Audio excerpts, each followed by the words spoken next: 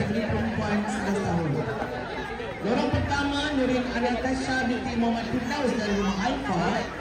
Lorong kedua Hana Afina binti Muhammad Haikal dari rumah Beta.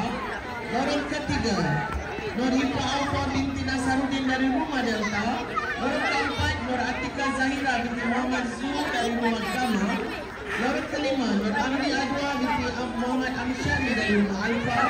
Lorong keenam Syafia Raihana binti Syaiful Iza dari rumah Delta. Lorong ketujuh Sarah binti Bambang Haryanto dari rumah Beta. Dan lorong ke-8 Carol anak perempuan Marco dari rumah Gama.